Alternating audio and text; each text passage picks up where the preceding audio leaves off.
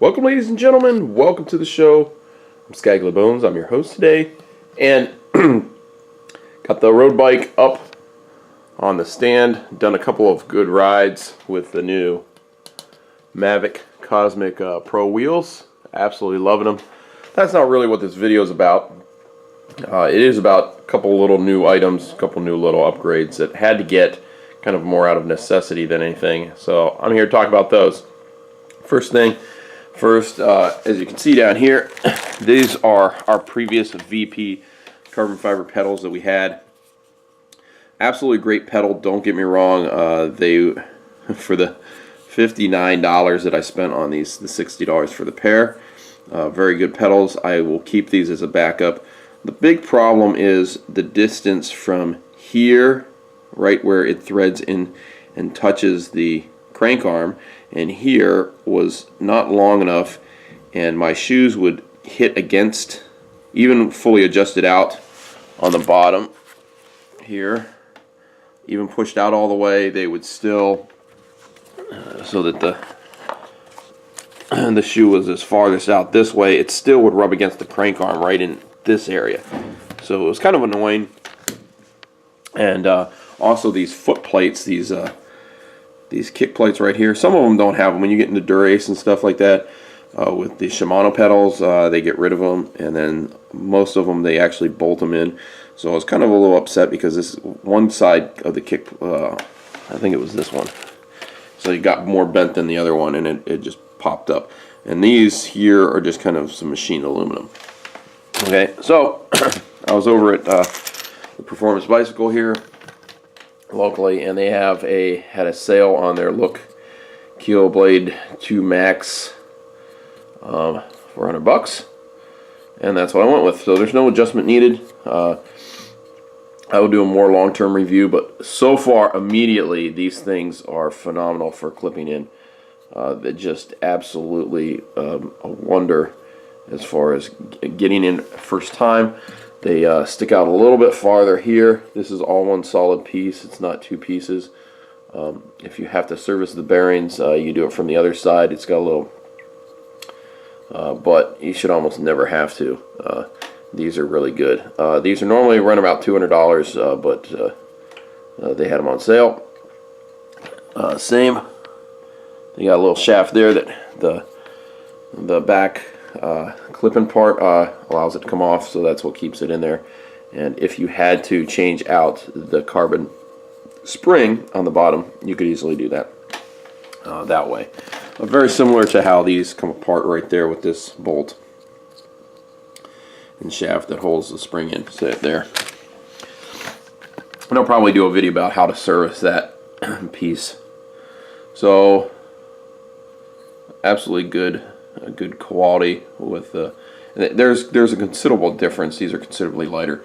Obviously, it's not a big deal for the average rider. For pros, that's what they're going to be going with because they want something super light, and I understand that. For me, it's not that much of a big deal, so I really don't care so much. But for the price, what I got them for, I would have had to go the same equivalent in the Shimano, like 105s, or the 105s for the same price at the store, and I didn't want to switch over to Shimano cleats because, as you can see, I have a bunch of these Velo Champion for the Loki Oh. So I bought extras on top of the fact that I got two here. VP pedals are the same. By the way, one thing too, this was the cleat for my left foot, and as you can see, it's all chewed up, and then that one is in very, very good shape. Like, that's because I clip out of my left foot and I put my left foot down on the ground when I stop, and so that's what gets chewed up. So from time to time, since these cleats are not right and left specific, swap your cleats to your side, and they will wear more evenly. In fact, you should probably do it more often than what I have done. I've been absolutely terrible about it. These got chewed up primarily because of Guam. They won't be so bad here.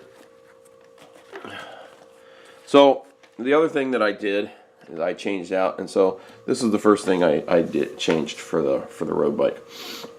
So one of the other things that I want to show you guys that I changed is the fact that my shoes, my Bontrager shoes that I absolutely love. Let's see here, it's not that side. So Guam does a number. The humidity and the heat and everything does a number on plastic. Just absolutely tears it apart. So as you can see here, if you look right there, there's this tiny little crack on this piece here. So I took some super glue and I super glued the dickens out of that thing. As you can see, this is all covered in super glue. I super glued this piece, which is supposed to be adjustable, and that's really how you change out this top strap.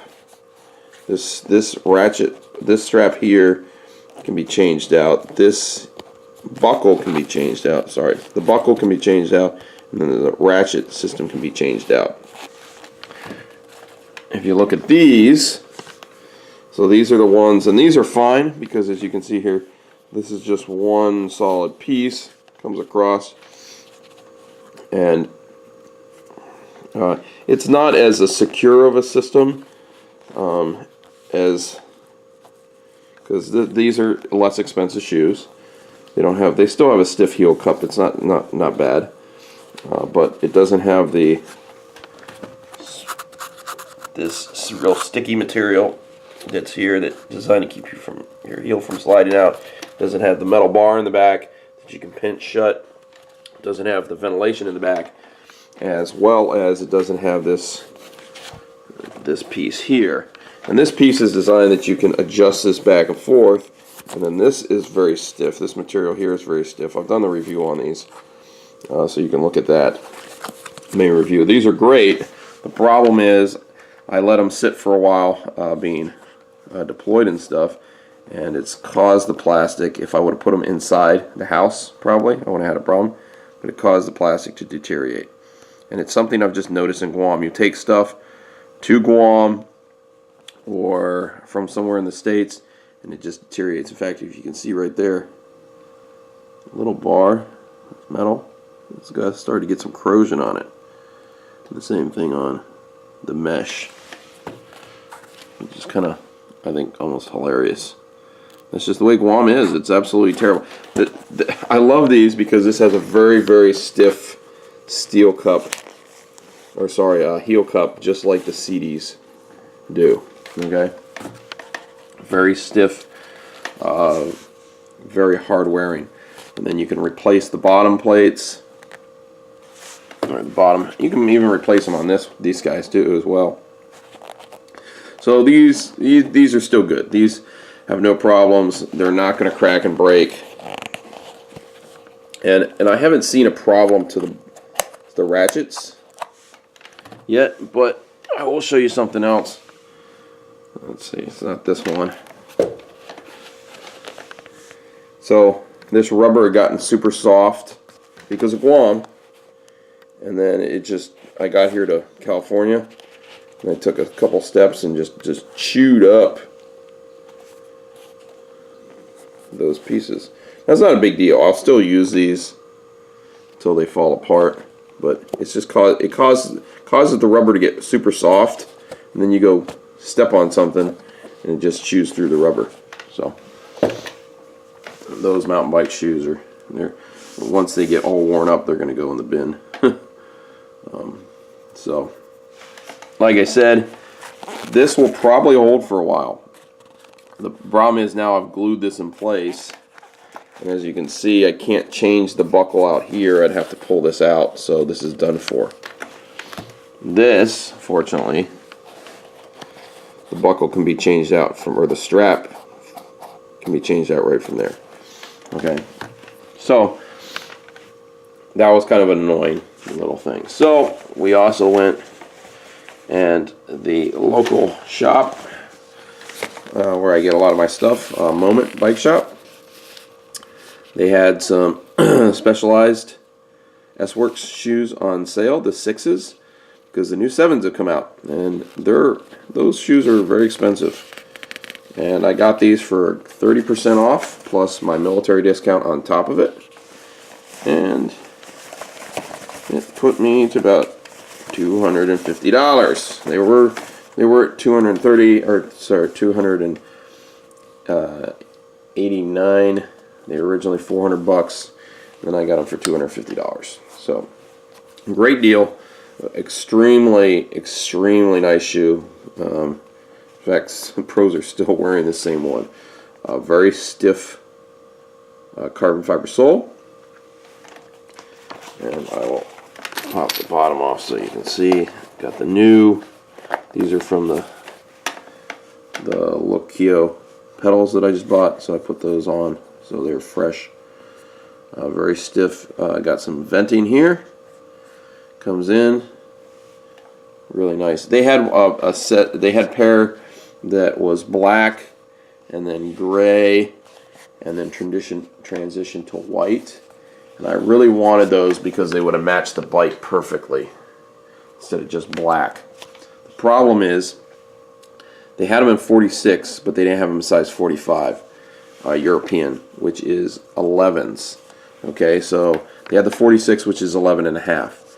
And the problem, I'm almost positive. Let's see here.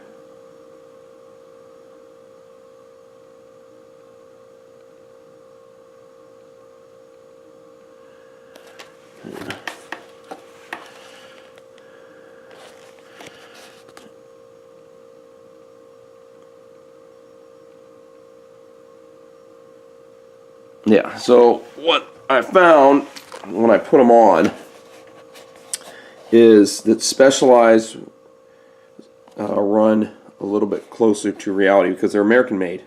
Okay, they're made in America. They may actually stitch them up somewhere else, but Specialized is an American company. So what happens is these run a little bit, I don't want to say larger. They kind of do a little bit. Also, this toe, if you notice, this toe area is a little bit wider in the top, and it's stiff right here. So as you can see here, these are real vented up here. I'm going to use this as an example because the black ones in this are built pretty much the same. If you notice, there is a lot of venting down here, but it's mesh. The shiny material isn't vented hardly at all, other than a couple little vent holes here, and that's pretty much it. These, they didn't vent them at the back. I don't really think there's a ton of need for it. If you notice here, this material, this kind of fake leather material, lots of vented holes. And this is a very soft material. It's actually softer than what you get on those Bontraggers. This is extremely soft and comfortable, almost equivalent to some CD shoes that I've seen. Okay. Yes, they have a single Velcro strap here, but I never touched that. Okay, and then it's a two-way boa dial. It's not the kind of boa dial where you have to pop up and pop down, push down. That loosens it, and this tightens it. So it's not a very quick, you can't just pop in and just slip your foot out very fast, but it allows for a lot of very small micro adjustments. Okay, and you can replace the entire bow dial system on there. Also, these, if you want to quickly remove the shoe, you do this, and you take the cable and you just flip it out around this part here. So I'm going to try to do this. I'm going to swap hands. It's easier for me to do this with my right hand. So I'm going to release this cable, and I'm going to undo it, just bam, just like that. So that's how easy it is. So if you want to release it without pulling out the whole cable, that's all you have to do. Now to get it back on, you do it pretty much the same, and then just ratchet her up. Okay, just like that. Okay. I rode these last night. Very stiff, very nice. I didn't get a long ride with them. As you can see, they're they don't even look like I wore them yet. But very stiff carbon fiber sole. It's almost like a two-piece transition. Now, the one thing that people complain about, they go look at these and they go, "Oh no, I can't replace this pad here." Okay, now I will tell you this: this is a lot harder then these. No, no, you know what? They're about the same. About the same. I will say this though, that they do that's different is the screw is on the inside. These are replaceable. They're not just glued in. And like the Bontrager's, they have a little notch that goes into the sole this way. But you take out the insole, which I'm not going to do right now, just because I'm trying to hold this camera in one hand. You take out the insole, and underneath the insole is a screw that's inset, and it unbolts. And then you slide the heel pad off. Okay, you can't replace the toe piece like you can on like a like your CDs. But then again, with the Bontrager, I couldn't either. So pretty much the price I paid for those, I paid for these, and I get a boa closure system. Okay, so I think overall this is a premium shoe. Okay.